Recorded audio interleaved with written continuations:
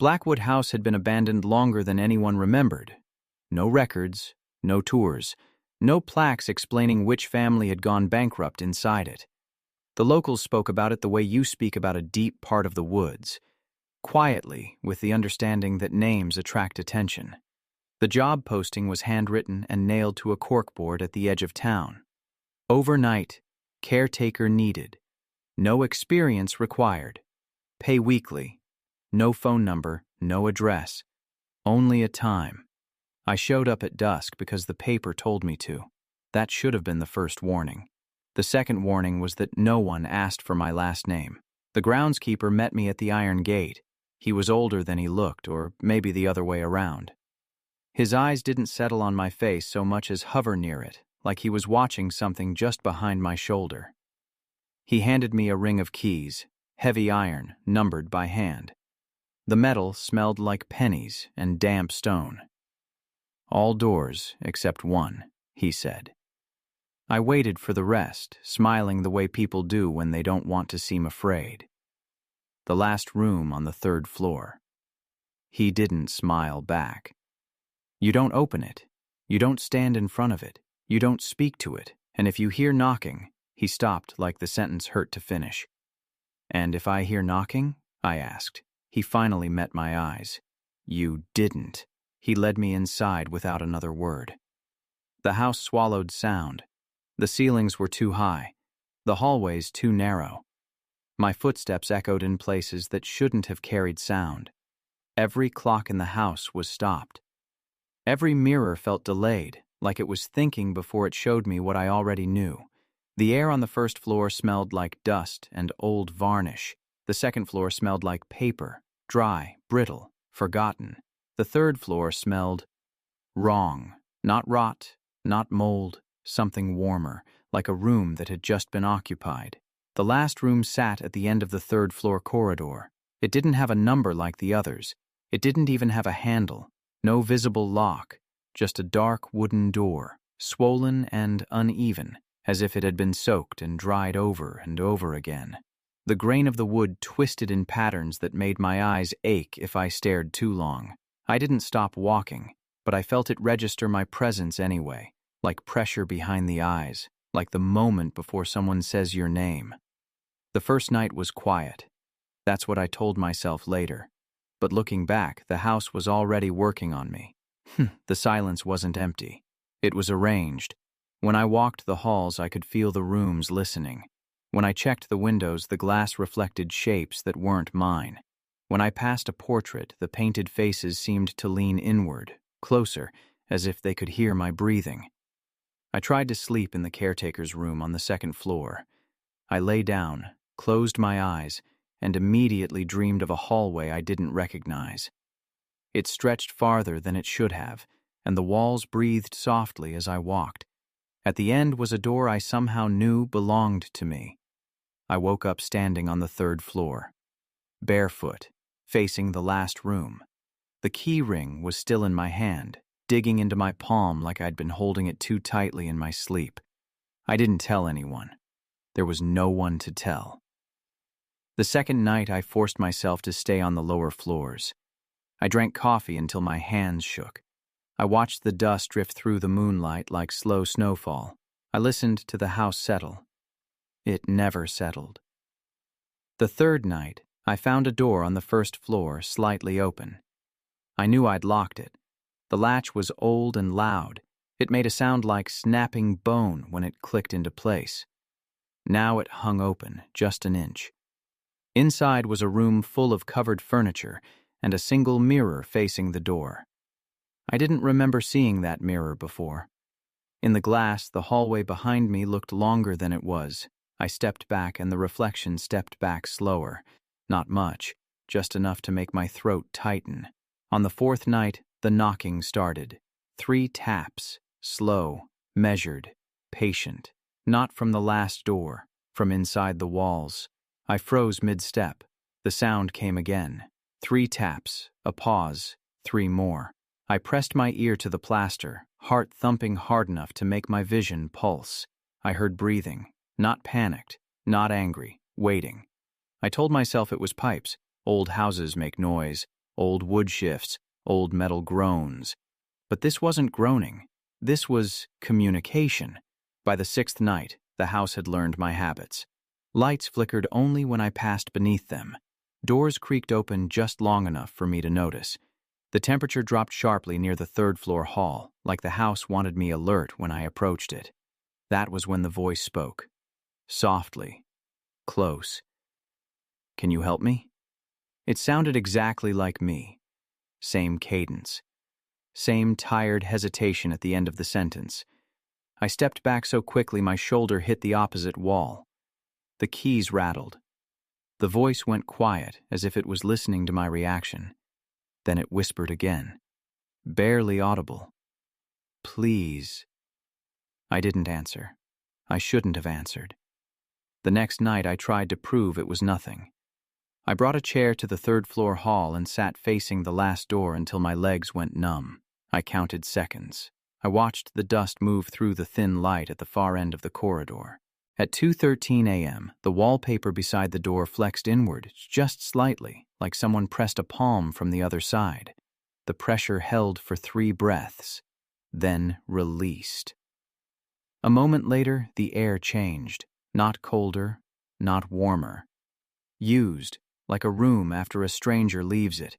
Something moved behind the wood, not footsteps, not scratching. A careful shift of weight as if it was learning how much sound to make.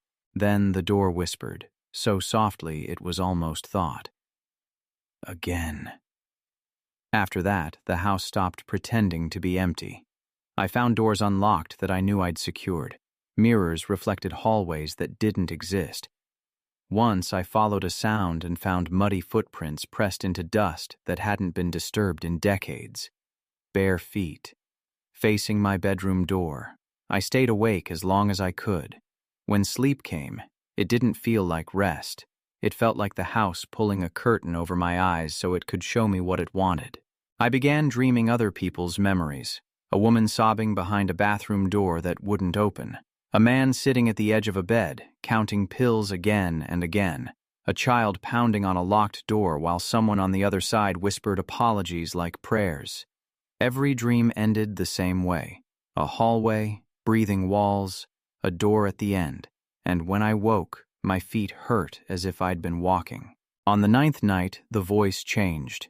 It stopped sounding like me. It sounded like my brother, the one I left behind, the one who called too often, the one who needed too much, the one I eventually stopped answering because it was easier than admitting I didn't know how to help him anymore.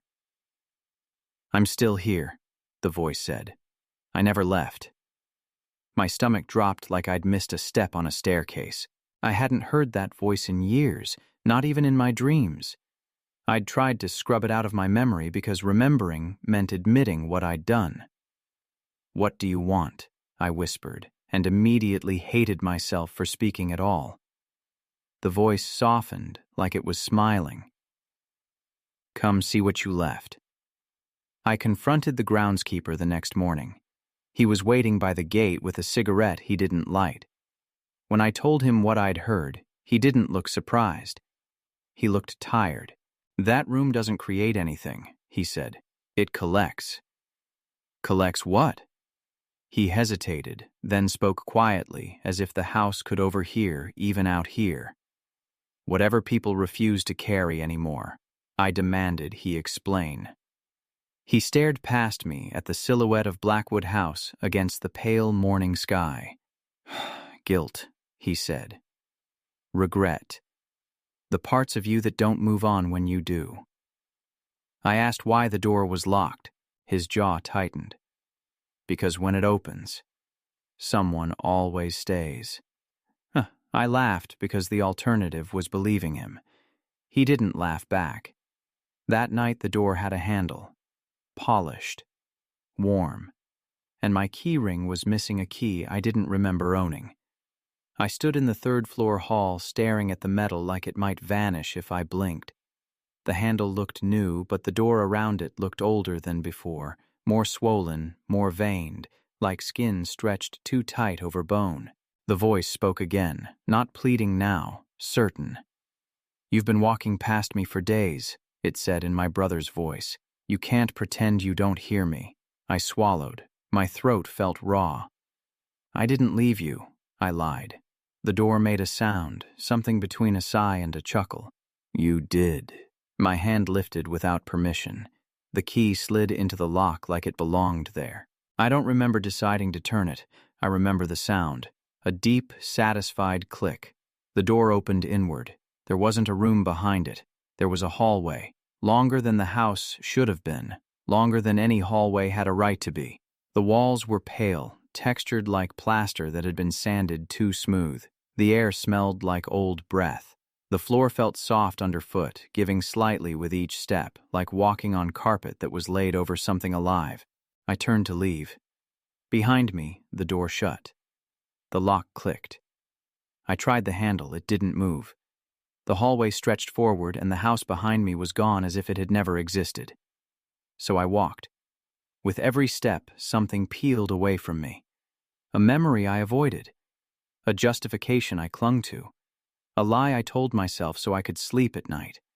The hallway whispered, not words but impressions, sensations. Little sharp pictures that hit my mind like thrown stones. My brother in a hospital bed, eyes open but unfocused. My phone vibrating on the counter, his name lighting the screen. Me turning it face down. Me saying out loud to an empty room, I can't do this anymore. The whispers weren't angry. They were honest. The hallway didn't punish me. It showed me. At the end, a door stood open. Inside was my childhood bedroom, exactly as it had been. The same scuffed dresser, the same peeling posters, the same faint smell of laundry detergent and summers that never came back.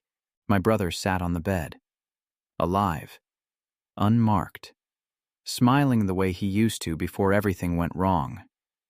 You finally came back, he said. I stepped inside because I couldn't not. The room felt warmer than the hallway. It felt like relief, like forgiveness. You don't have to carry it anymore, he said. I stared at him. My hands trembled. This isn't real, I whispered. He smiled wider. It's real enough. I turned to the door behind me. The hallway was gone. The doorway now looked out onto the third-floor corridor of Blackwood House, and standing there in the dim light of the hall was me. Not a reflection. Not a shadow. Me. Same face. Same posture. Same tired eyes. It watched me the way the house had watched me all week. Then it spoke. Softly. In my voice. Can you help me? My brother took my hand. His grip was gentle. Too gentle. You can rest now, he said. That was when I understood. The room doesn't trap the dead. It relieves the living of themselves. It gives you what you ache for. Closure, forgiveness, an ending you can tolerate. Then it takes what it needs in exchange. A body. A name. A life to keep the house from being empty. I tried to pull away, but my brother's fingers tightened just a little. Not cruelly, like a door being pushed shut. You're tired, he murmured. You've been tired for years. The version of me in the hallway smiled. Not happily. Hungrily. It stepped backward into the corridor like it was putting on a coat. Then it turned and walked away, keys clinking softly at its side. I opened my mouth to scream. No sound came out. The bedroom lights dimmed, the warmth faded. My brother's smile held, fixed and patient, like a mask that didn't need my belief to work. Stay, he said, and the door at the end of the hall knocked 3 times, as if greeting its newest occupant. They say Blackwood House is abandoned, but the 3rd floor keeps getting longer, and sometimes, when the hall is quiet, the last door knocks. 3 times. Waiting for someone who deserves it. And if you listen closely enough, you can hear someone on the other side, whispering in a voice that sounds exactly like yours. Can you help me?